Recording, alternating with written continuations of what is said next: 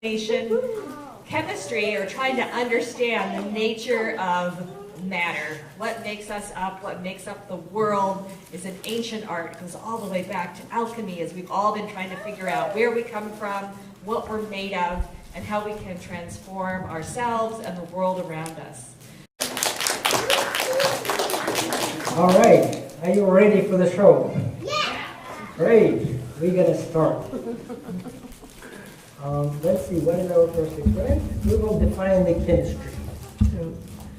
So welcome to the show. What we're going to do to start with is talk about some very simple properties. And you'll see, even the young people here, that you really are sort of chemists already. You know a lot of chemistry, but you maybe don't think about it. And this is the outline of what we're going to talk about. Properties are very important. Because when a chemist is in the lab trying to make a product, you need to know the target properties. So you need to know what you're aiming for in terms of your properties. And also when you make a material, you want to find out something about its properties in terms of solubility, melting point, density. These are basic things that a chemist wants to know. And then we'll talk about some physical properties, density, and interaction of matter with light. And then do a couple simple chemical reactions. And yes, we will have an explosion. You can't have a show without an explosion. But let's start with some very simple things. So I say, even the young people here, you know some chemistry. Let's take a very simple material that you know, salt, sodium chloride. Who can tell me some properties of sodium chloride? Again, if you're a chemist, you must observe. What do you see? First thing, hopefully you see it's white. And maybe you don't think about this, but it's a solid. It's not a liquid, it's not a gas. And you know another property, if you ever helped your mother in the kitchen, what's another property of salt? It's soluble in water, correct. Another one you might not think of, but it also can be important, is it's stable in air. You have a piece of iron, your car, for example, can rust. It slowly reacts with oxygen and forms iron oxide. Salt is a very stable material. It doesn't react in air. It's a nice, stable, white solid. Now, one of the big problems in chemistry, if you make materials, is, let's say we run a reaction, A plus B gives C. On paper, that looks very good, but what usually happens is you get a mixture. You get D plus E plus F. You get a lot of other materials, maybe not large amounts, but a few percent. And obviously, like in pharmaceutical business, if they make a drug, they can't have it contaminated even a half or 1% of some other material, which may be deleterious. So actually, the most difficult part when you make compounds as a chemist is often purifying it. So we're going to do a couple experiments with mixtures and see how we can use physical properties to separate different components of a mixture. So here's another common material, sand. Who can tell me some properties of sand?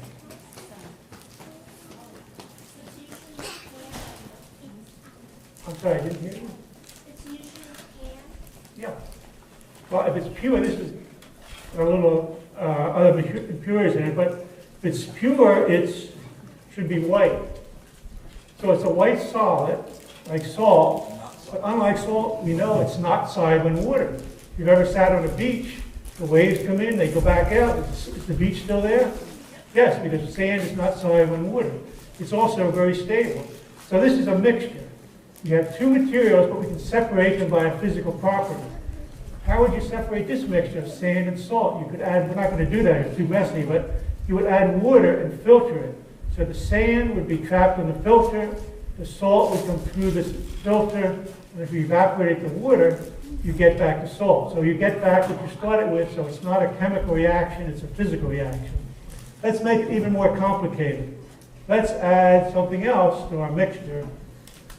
Let's add some iron powder.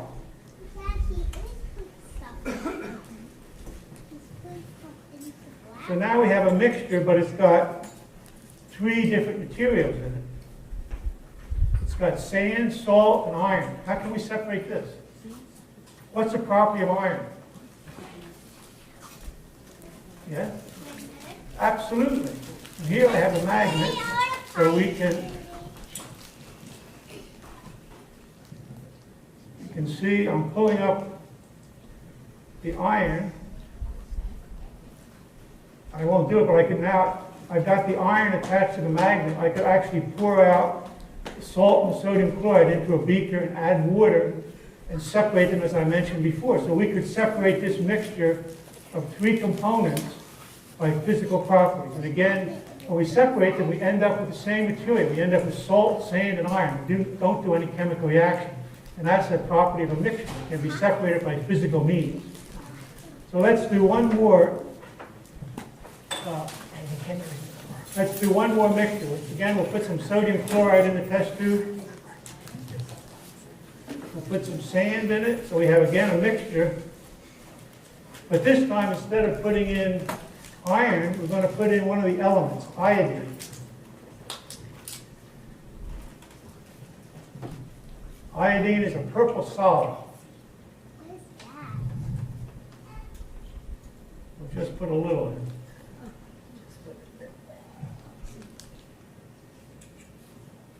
Lots of people see And that. hopefully you can see a little iodine at the top. So the question is, how do we separate this? How can we separate the iodine first from this mixture? You need to learn a new vocabulary, which you may or may not know. Sublimation. Sublimation is the property whereby a solid goes directly to a gas without passing through a liquid phase. So what we can do is heat this, and you'll see hopefully a purple vapor will come up. And maybe, Alexa, you can get me a couple pieces of dry ice. Okay. Because what we're going to do is, the vapor will come up. I'll put some dry ice up here to cool it so it will condense on the walls of the tube very easily. So let's do one more. Let's do one more mixture. Again, we'll put some sodium chloride in the test tube. We'll put some sand in it. So we have, again, a mixture. But this time, instead of putting in iron, we're going to put in one of the elements, iodine. Iodine is a purple solid. What is that? So the question is, how do we separate this? How can we separate the iodine first from this mixture? You need to learn a new vocabulary, which you may or may not know. Sublimation. Sublimation is the property whereby a solid goes directly to a gas without passing through a liquid phase. Okay, now you can see it. It's a purple color in the tube. So what you see up top is a vapor, and it's going to condense out, played out in the upper part of the test tube where it's cooler. Let's go on to the hydrogen balloon yet.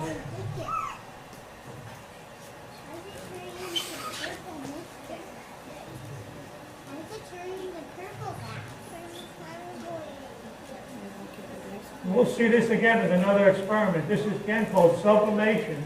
When you can heat a material and it goes directly from the solid, it doesn't melt, give a liquid, it goes directly to the gas. So if you're a chemist and you make a compound and your product sublimes, you have a very easy life because you simply can heat the product and the product will sublime up a tube and you can purify it very easily that way. In the water. And guess what? This is the regular soda, and this is the diet.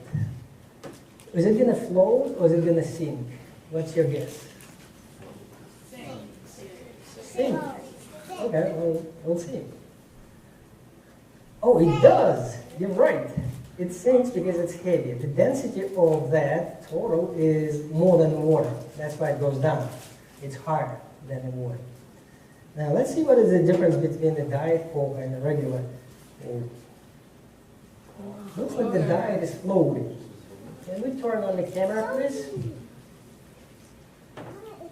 So again, the reason is density, but the other important thing is the Diet Coke has a few milligrams of artificial sweetener. The regular Coke has about 45 grams of sugar. That's why it's a more dense solution. All right, so now you can see that it's floating there. Well, we're going to do another experiment. We're going to put a piece of ice in the water. Do you think the piece of ice will float in the water or it will sink? Sink or float? Okay, I got this ice. And we'll see what it does.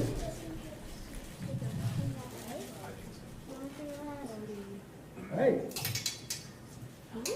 What does it do? It's floating. Well, I got another piece of ice, and it's not a regular one. It's made out of a heavy water. It's called heavy because it's made of an isotope of hydrogen, which is heavy. It's called deuterium. Let's see what that one does.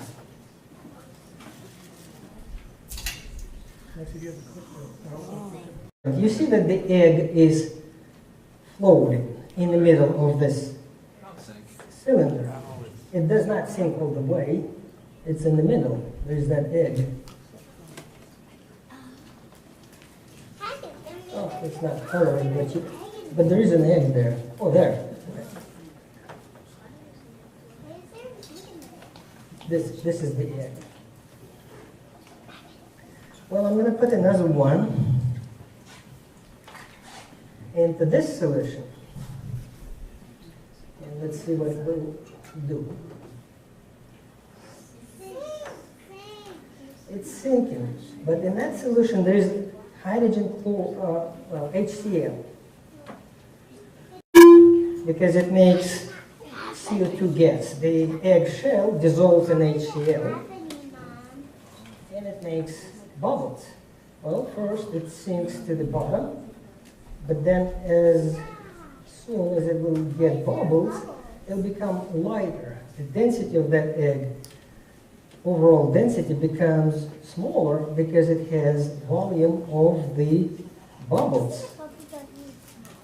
And if we wait long enough, you will see that it will be lifted.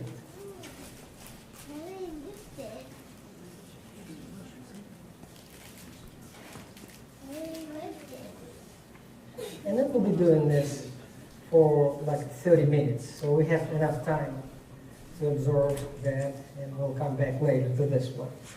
In the meantime, I want to show you the density of the styrofoam. This is a light material, packaging material, and it's very light because there is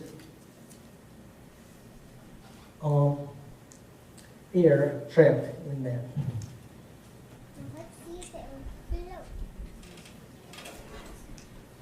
Well, okay, so I'm going to bring this here, this little jar that's filled with some liquid.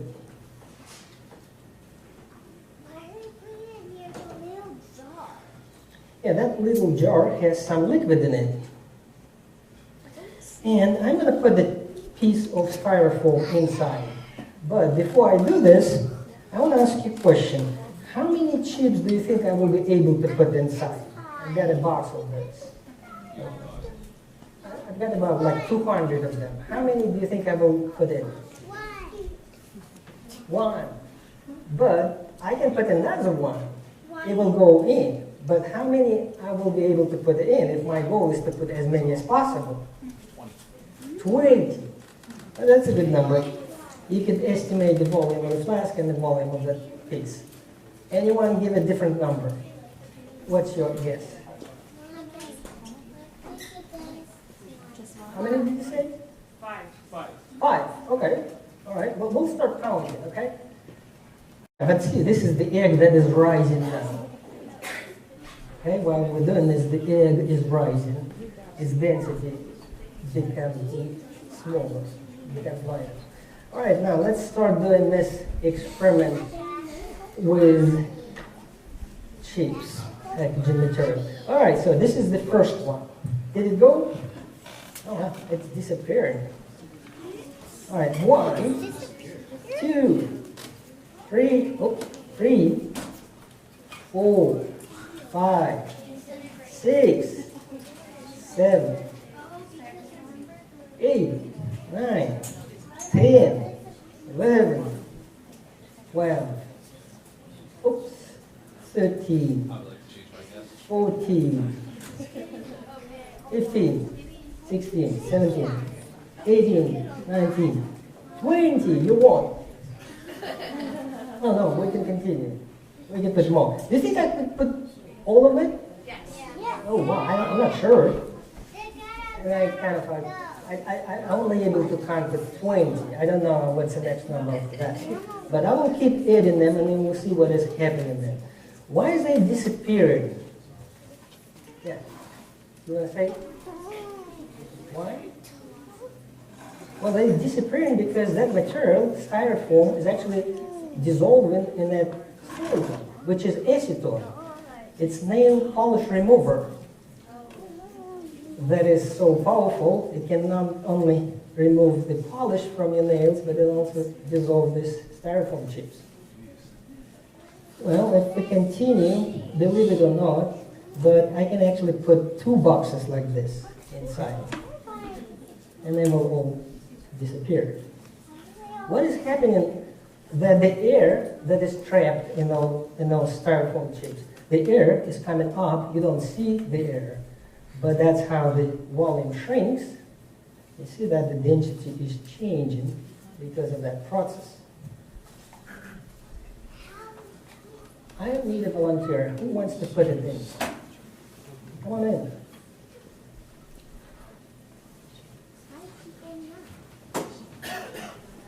All right. For the safety, we've got to have goggles for you. Put on goggles. And keep adding those styrofoam chips. See the egg? It's floated all the way to the top. This is the egg. Right, so you can keep. You can count if you want. So the bubbles that are on the egg, I'm going to put them down and see what the egg will do. You see, the egg goes down again. It's a magic egg. The other one stays there, and that's not changing.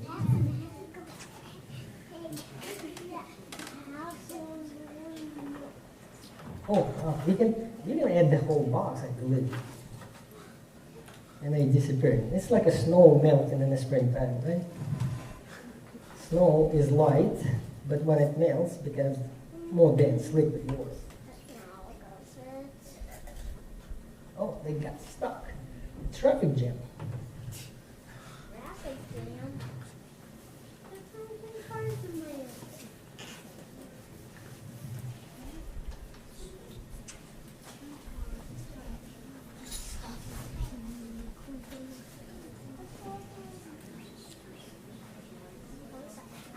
Do you like it?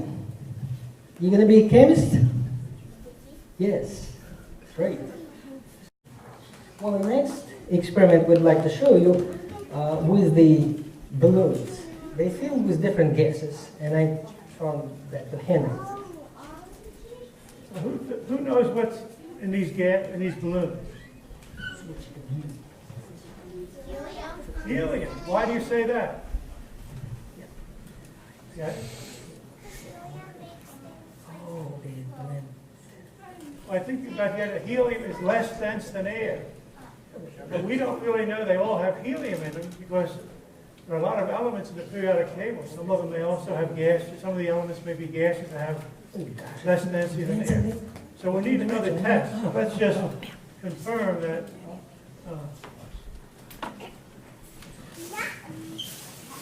That at least it may be helium, but we don't know for sure.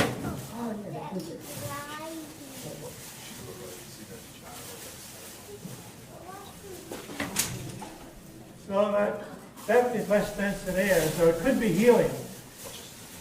Dr. Ignachenko is going to do a couple of experiments to show you some other tests, because as they say, we can't be absolutely certain. I wouldn't want to bet my life it's helium in there.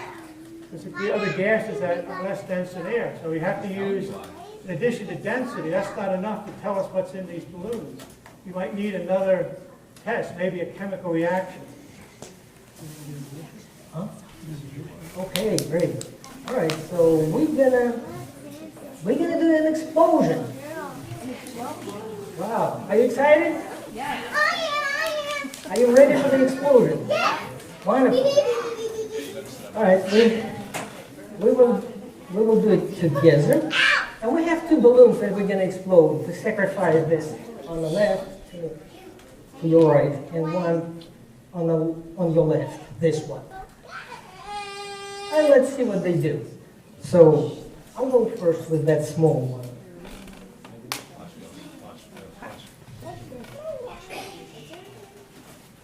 All right, well, be prepared because it's going to be loud.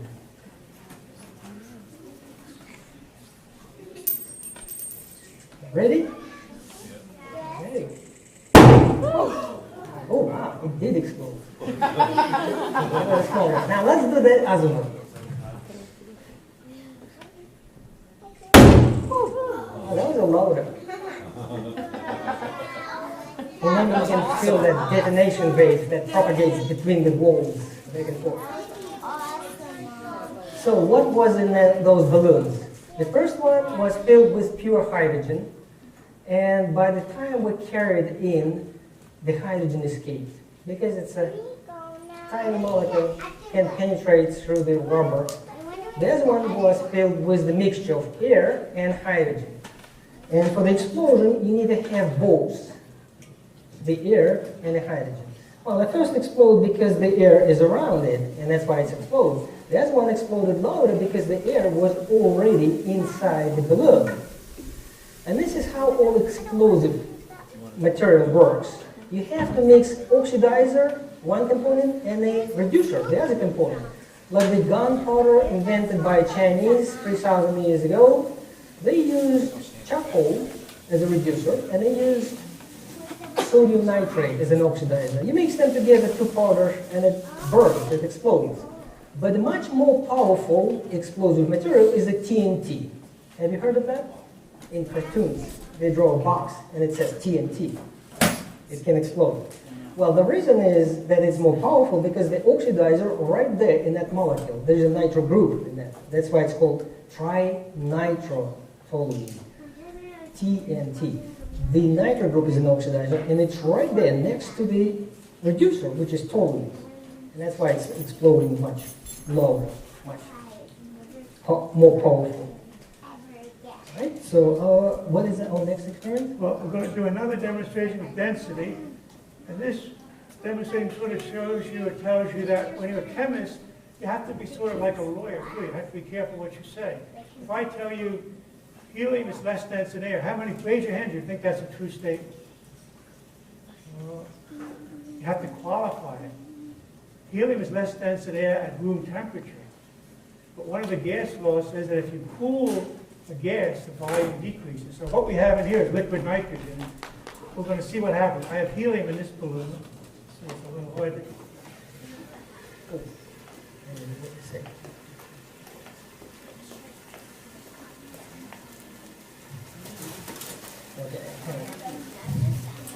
You have to take off your hands, I'm sorry, but you have to wear gloves to do that. You see that the balloon went in. It's just the size was too large. What happened? Why did the balloon go? Oh, no. We have another one? We have another smaller size. What should happen? It sank, so we know if you cool the gas, it becomes less dense than air, but it quickly warms up as you go to the ceiling. We can try another one. Okay, so let's do this. Yep.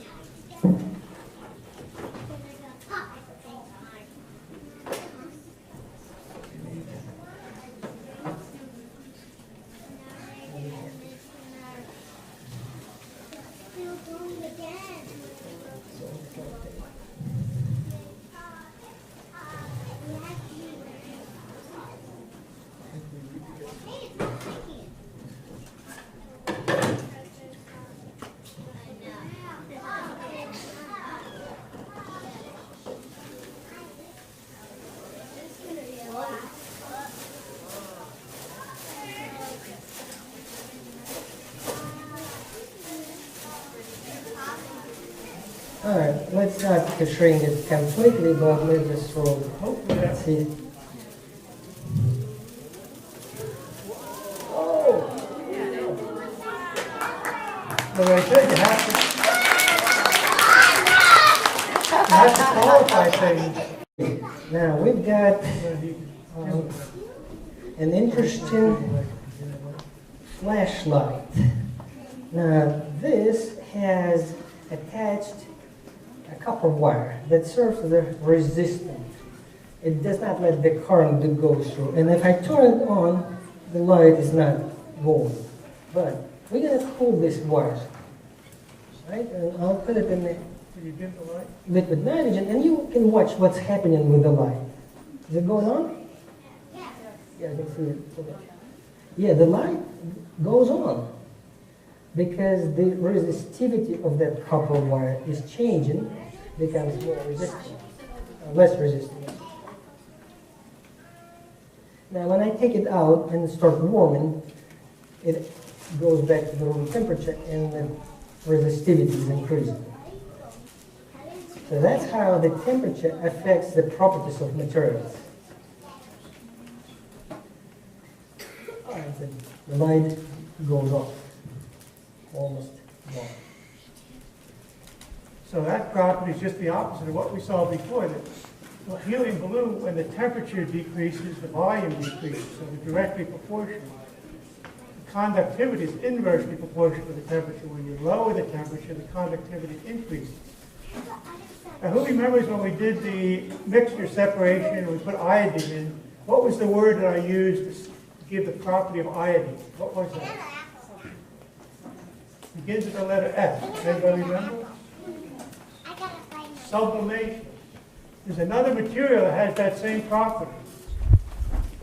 It's called solid carbon dioxide. Who knows what solid carbon dioxide is called?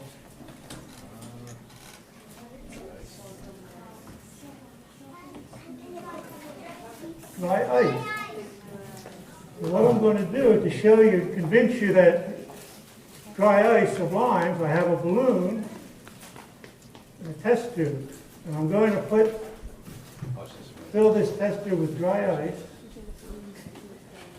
Anybody getting cold again? All right, our next experiment requires your help. Can you help? Yeah. Are there any volunteers? This is a Can lot we like distribute church. those balloons? We're not having any prayers, but we will be taking up a part. All right, please inflate those balloons, but to the size no larger than this, so it has to fit inside that beaker. And your parents can help you to tie it up. Yeah, if you blow it up just like it's about this size. I'll blow it up for you, okay?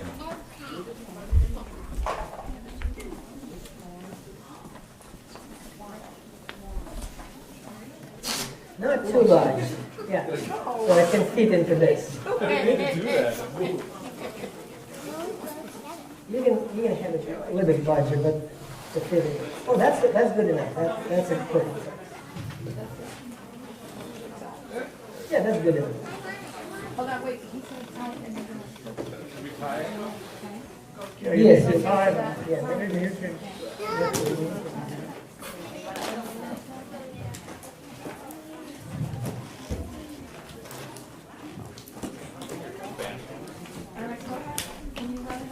And you can bring them to the stage and put it here. Yours. Just remember this one here.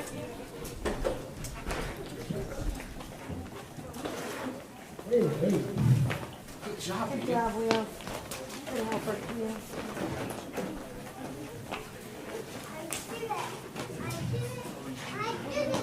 Great. What I will do is that I will put them in a liquid nitrogen and we'll see what happens.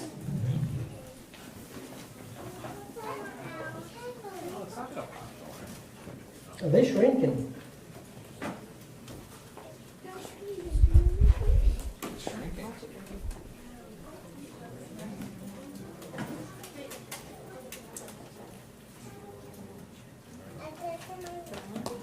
Good enough?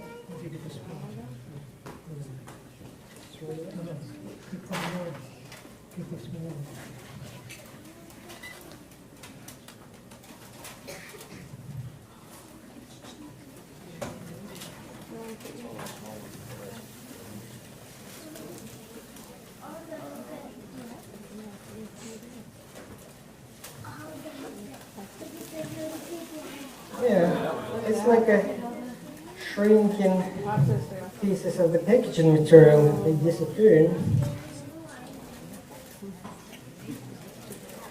What is good about science is that you don't have to be a magician. It's an experiment that should work regardless of who's doing the experiment. And that's the difference between magic tricks and the experiments in science. He doesn't want to go in. Sorry.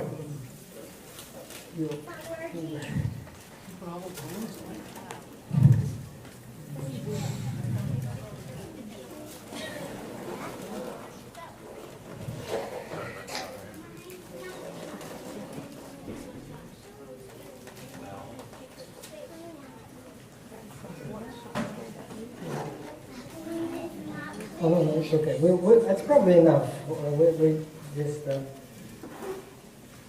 have a traffic jam, but it should shrink. That's still not fitting. Fitting. That was yours? That's ours. That's ours.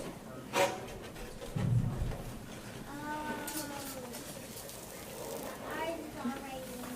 Hey, why was ours smaller?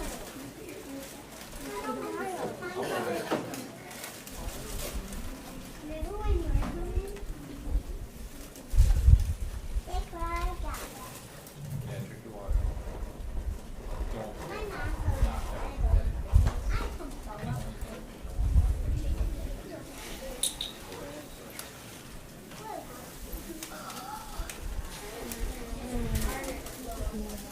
Artificial end day. What's the hardest one? I put them way on, and they might hop on you. What? Sometimes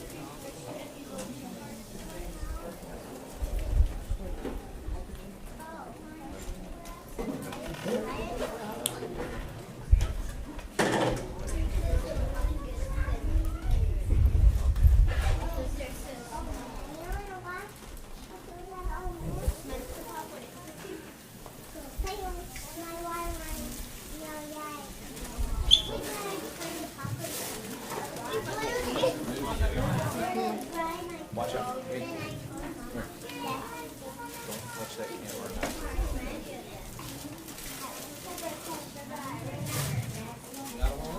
All right, that's almost there. The last one. Now you can see that we were able to shrink all of them in that little flask. And now we're gonna take them out, but you have to be careful there. Probably I'll just go down. And yes, I will just try to take them out. So now we're going to see Charles flow again. We're going to increase the temperature. What should happen to the volume? It should increase. So it's melting point, a boiling point, that if I were to pour liquid nitrogen in my cup can, I get a very bad burn. But I can pour it over, it evaporates so quickly that if it doesn't stay there more than a second, it's off. I wouldn't. But do if I that. cup my hand, it would there just for a second until I get a Why burn. are you making it go everywhere? Why are you making it go everywhere?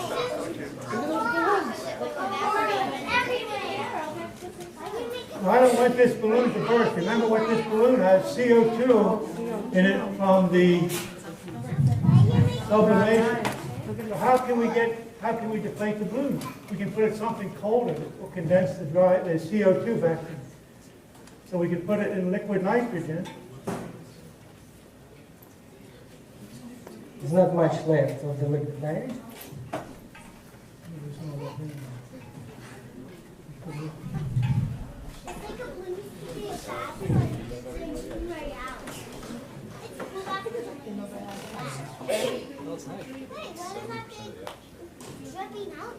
There it goes. Okay, it's shrinking. No, it's then when we took it out of the one that doesn't have the balloon in it, that is pouring more in it. Remember the white thing that was hanging from it when you took it out of there? What was that? Why is it just not go everywhere? It's not smoke, baby. It's nitrogen. So this is just the reverse of sublimation, it's condensation. Put it in liquid nitrogen, the CO2 will go back to the solid state. So the CO2 gas will condense into this test tube because it's in liquid nitrogen. See that? Balloon shrinking. All right, the balloon is shrinking. I hope everyone remembers that new vocabulary word, sublimation. Did you know one of the elements, iodine sublimes when you heat it, and dry ice sublimes. Now, of course, if you put it back at room temperature, it will slowly reinflate. That means it will blow up. It's gonna be bigger and bigger. It won't stay that warm. If you see it pop up, it's gonna be awesome. Remember when they did it with the fire? Remember when they made a balloon pop up with the fire?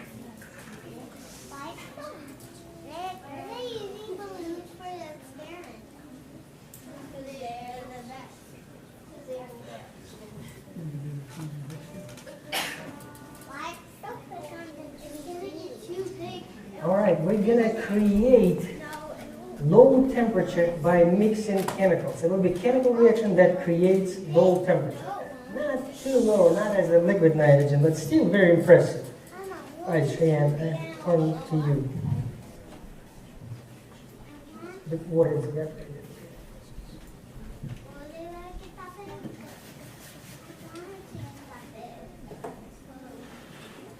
Okay, so what we're doing, we're mixing two chemicals, and we will show that chemical reaction in a minute.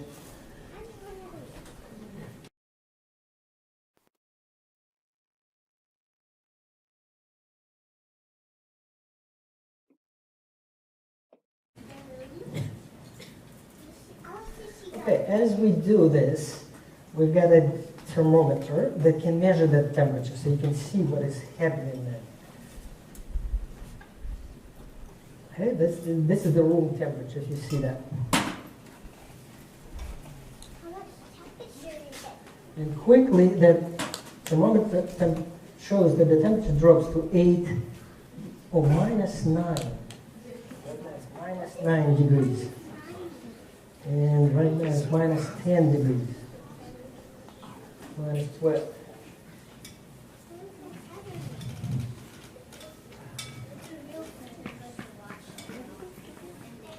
So what do we get? Minus 14.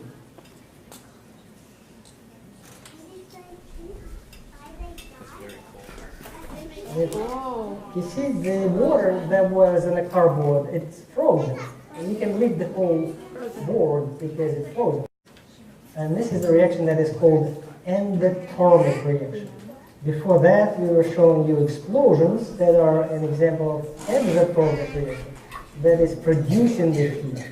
Now, this reaction takes the heat.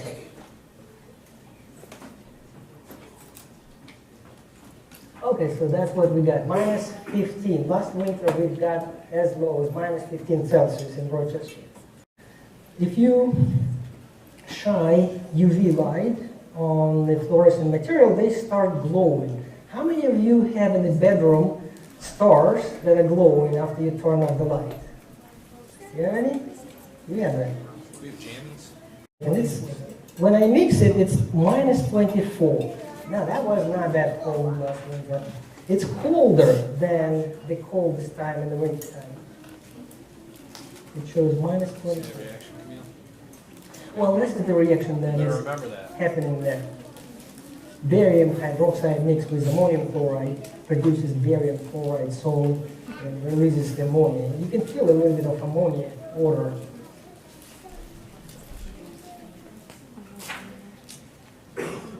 Okay, well, now we're going to do experiments with light.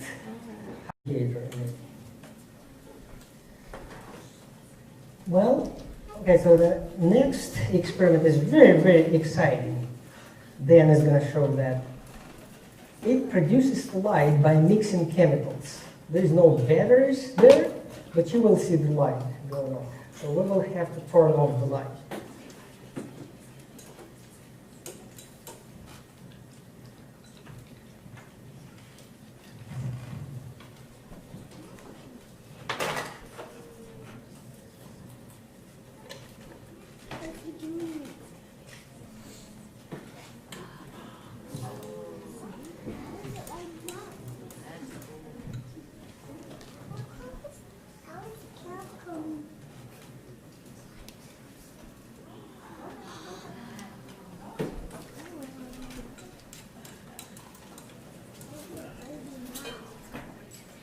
And we can add it to different indicators that will be glowing in different colors. This one doesn't have an indicator, it's just glowing blue. There's a chemical in it that's called luminol. And once the luminol decomposes, producing nitrogen, it also emits light. The mechanism of this reaction is very complicated. I love mechanisms, but this one has 26 different steps.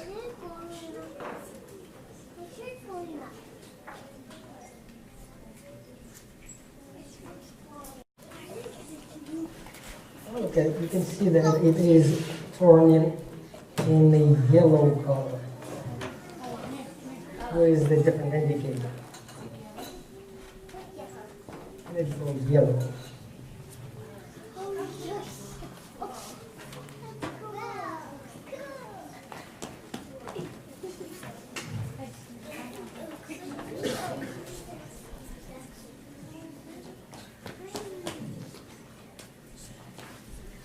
Does anyone like pink?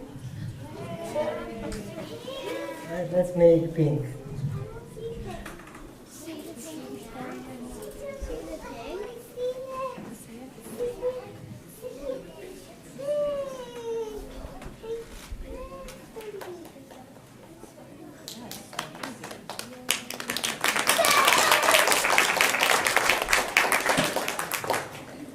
Okay, great. This will be glowing for a while. You can enjoy watching this. But we're going to do another one like that, very similar. Well, the difference is that this is the steady light. What if you want to turn it on and off? Reaction that is called pulsating, it's called oscillating reaction. So we're going to create a reaction with some chemicals that would be pulsating, not a steady light, but it will be producing pulsing light. Okay, so let's please turn off the light. That's okay.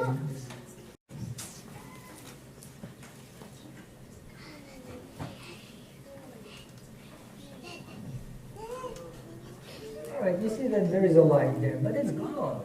It's gone quickly. And we're going to put it in the funnel soon, right? Okay, so yeah, let's put it in the funnel without mixing, just carefully. And you will see that it will be turning on and off. Right now, there's no light.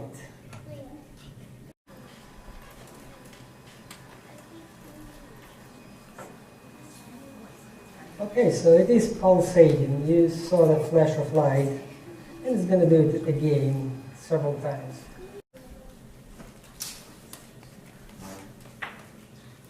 Right, it's coming. See that light propagates from the top. And it goes down. You see that color goes from the top to the bottom.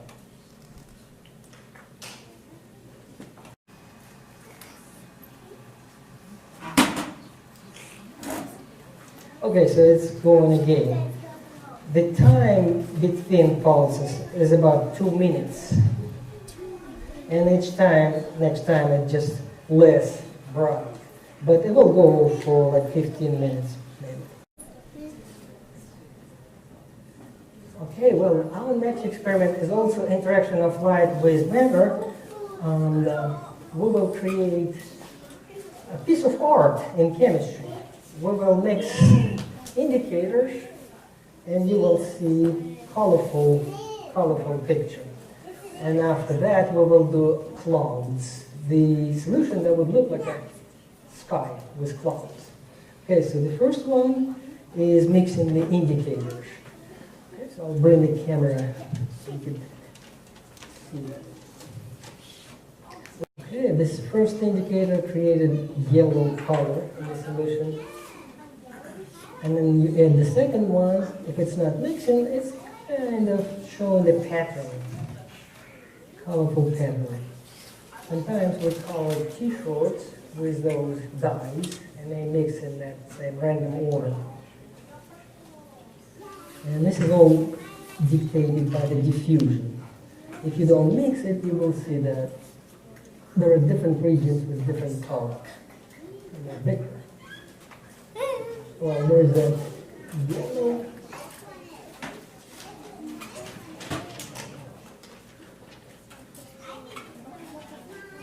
Now you can see it better.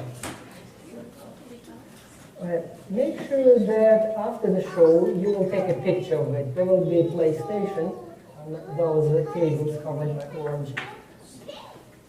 And you will have a chance to make your own memory picture of the art.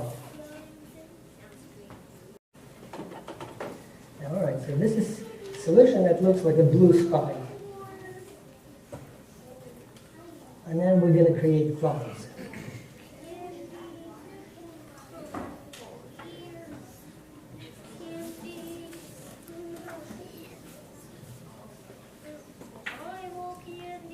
The white clouds coming down. And this is something that you can do after the show. I mean, you will be watching. And you can take pictures of it.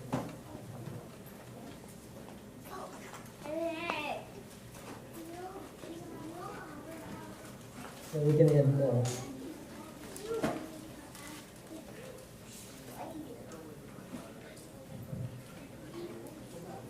And those are the dark clouds on the rainy day.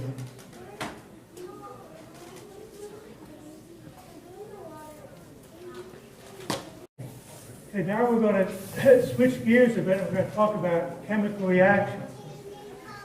There are two basic important kinds of chemical reactions. One is acids and bases, and the other is oxidation and reduction reactions. And we're going to do examples of both. But acid-base reaction, let's use something that's in the news a lot lately. That's the deleterious effects of carbon dioxide. There are two properties of carbon dioxide that are a problem in the atmosphere. Number one, carbon dioxide reacts with water to give it acid, so we get acid rain. So the more CO2 we put in the atmosphere, the more acid rain we get. It's killing the coral reefs, for example, and has other deleterious effects. And the other property that we're not really going to illustrate today is that carbon dioxide absorbs infrared radiation, so it makes the atmosphere warmer. But to convince you that carbon dioxide really does form an acid, what I'm going to do is take some, hopefully, sodium hydroxide. In here I have a solution. It's just water, but I made it basic by adding some sodium hydroxide.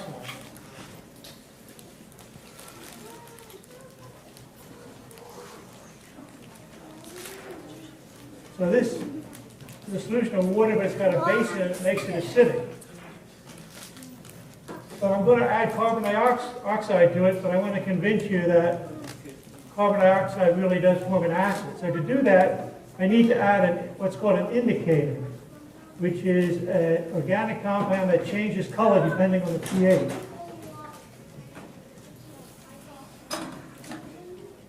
So this is what's called an indicator. Again, it's just an organic compound that changes color depending on the pH. So we'll give it a good shot. So when it's purple like that, it means that the solution is very basic. Now I'd like to put CO2 in there, but I don't have a tank of CO2, so what can I use? What did we use before? Our old friend dry ice, which is just solid carbon dioxide. So let's start adding some dry ice to this, see what happens.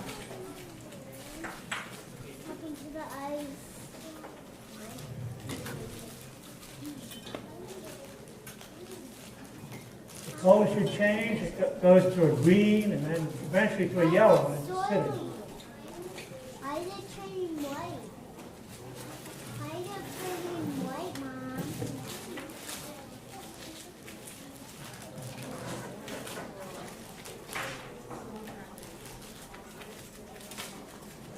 You see that, incidentally, it's carbon dioxide. Another use in theaters, for example, if they want to have smoke come across the bottom of the stage, they'll put a pile of dry ice off stage and a fan. and blow it over. Because, again, carbon dioxide is more dense than air. But you should know that even before the Industrial Revolution, when there was no pollution from carbon dioxide in industry, rain would still be slightly acidic, with about pH of 6.4, say. If it's neutral, it's 7. Because when CO2 reacts with moisture in the clouds, for example, it forms carbonic acid. So even before the Industrial Revolution, the rain would always be slightly acidic. As I say, about 6.4. But since the Industrial Revolution, it's actually, rain has been measured in, I think the record is about 3.0, somewhere near Pittsburgh. There's a lot of industrial pollution. What color was it? Blue? Well, it was blue originally, but It was it's starting to turn. It's turquoise now. But again, I made this solution very basic. And as it becomes more acidic, it will slowly turn yellow.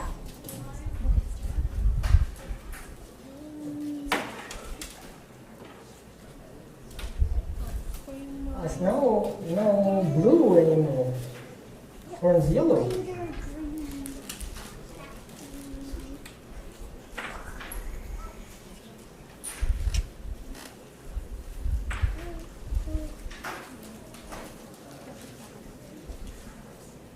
It's on the acid side now, and it's almost yellow.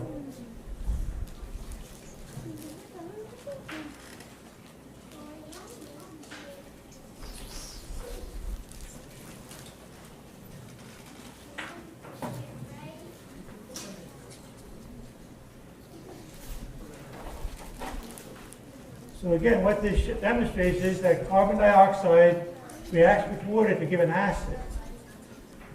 And the more carbon dioxide you have in the atmosphere, the more acidic the water will be in rain. So I think it's pretty much from the acid side now. So that's an example of an acid-base reaction.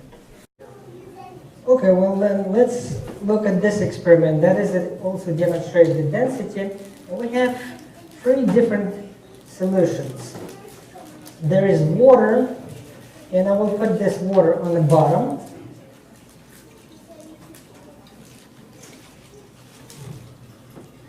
Well, the reason it's purple because we added a little bit of color, food coloring.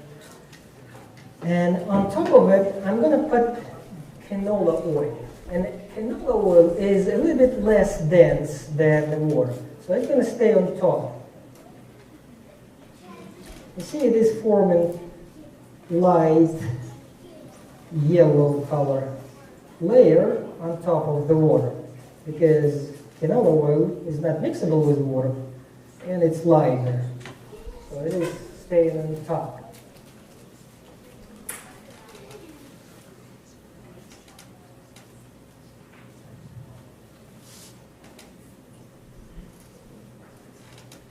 And on top of it, I'm going to add one more layer, and it is methanol that also colored with the food coloring. And hopefully it will stay just on top.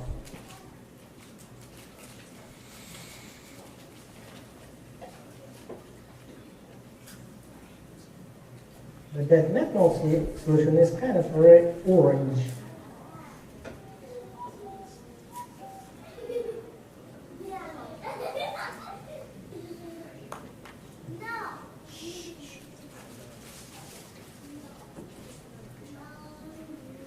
Now what you will see will be 3 layers.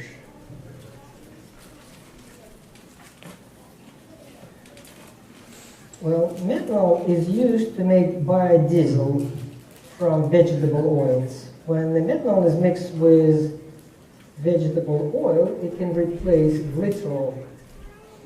And when it replaces glycerol, then it becomes diesel fuel.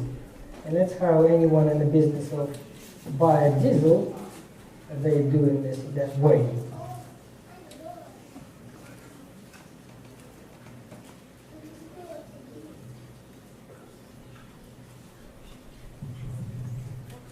All right, now you can see clearly 3 different layers.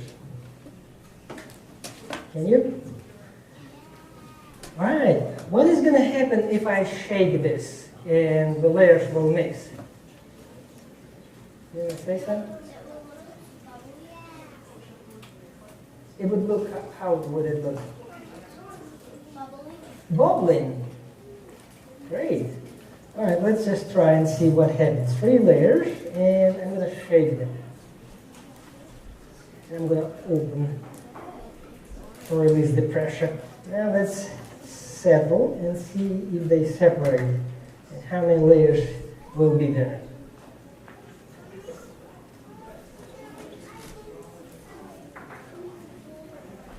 Right, that separation takes time, but we'll wait to see what happens. Reaction. The other important class of chemical reactions are oxidation reduction reactions. So let's do an oxidation reduction reaction. What I'm going to use is a solution of glucose. It's just a common sugar. I'm going to pour this solution of glucose in here. I hope it's still stable enough to give our reaction.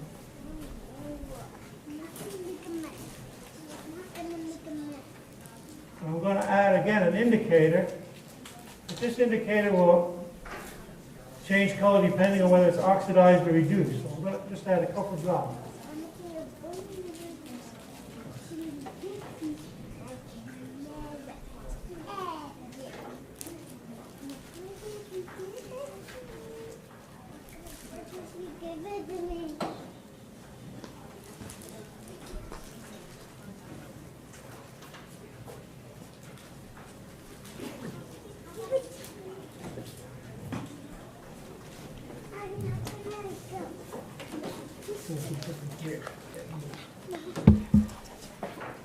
If this works, it should turn blue, and then when you swirl it, more oxygen gets in, it should decolorize.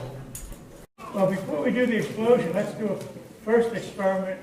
And the object of this is to tell you that if you react two materials, say A plus B to give C, you can change the rate of the reaction by, you can increase the temperature. Another thing you can do is make one of the reactants have a very small particle size. So to demonstrate that before the explosion, let's do a redox reaction. I'm going to take some,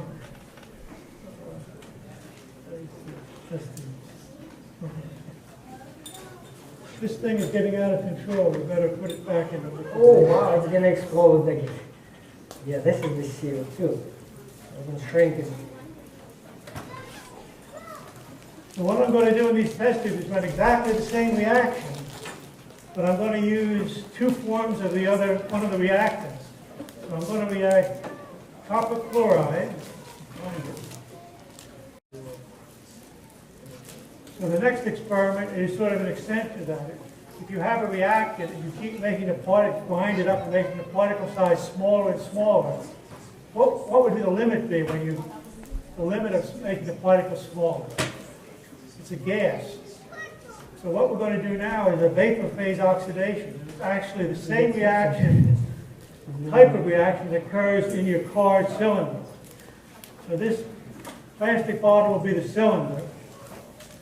We need two other things at least. We need a spark plug, and we need a fuel. So for a spark plug, we're going to use 2 nails.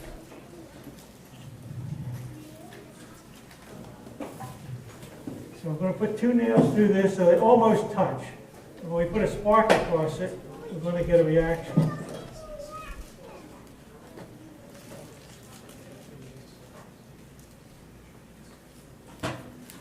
This one is going to be loud. Now we're not going to use gasoline, we're going to use methanol as a fuel. Where's the cord? I need some of the cords.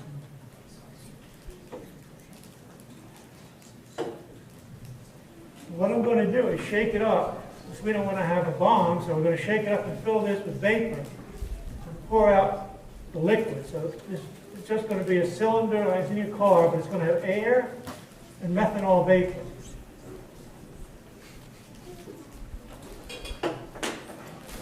And what we need now is a spark.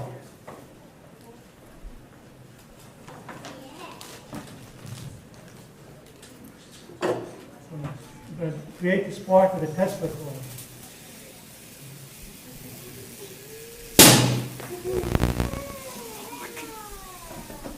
So again, that's a vapor phase reaction of methanol vapor and oxygen from the air. Just the same type of reaction as in the cylinder of your car.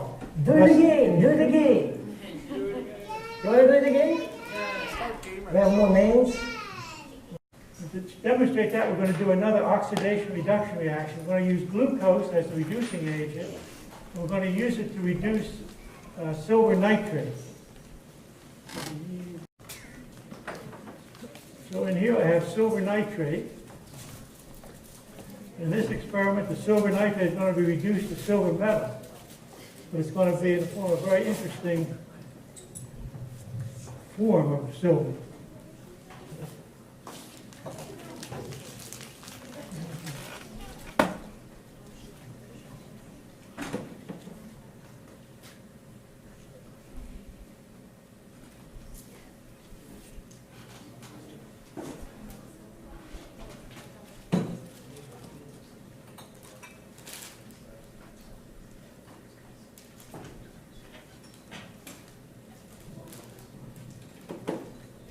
To do an oxidation reduction reaction, you need an oxidant and a reductant. So we're going to reduce the silver with glucose.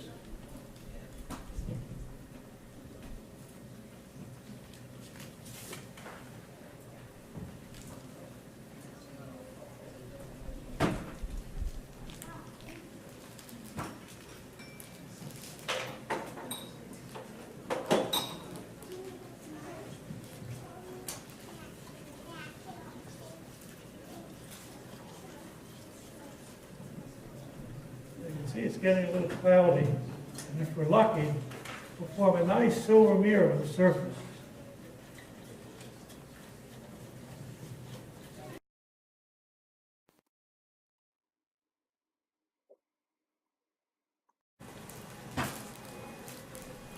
Yeah, okay, it's coming.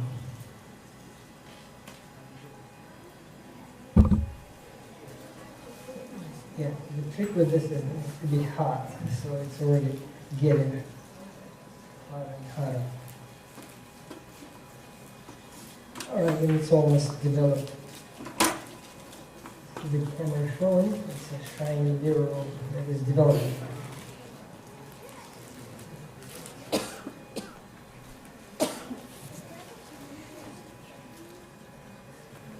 Final.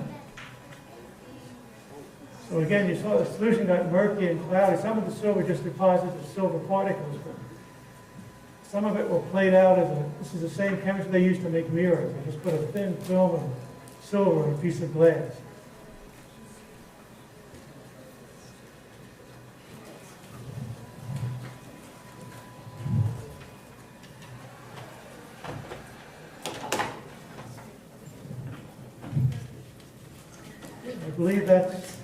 I believe that is our last experiment. I'm correct. So again, thank you very much for coming. I hope you learned something about chemistry.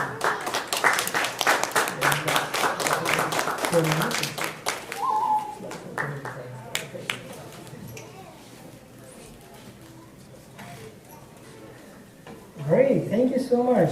This is the end of the show, and please feel free to help yourself with the cookies and go to the PlayStation, participate in this. If you want to see the mural, the silver mirror, that's how it looks like.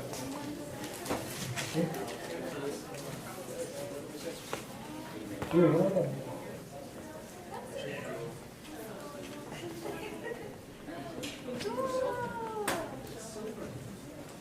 Yeah, that's nature of real silver. You can put it on the Christmas tree.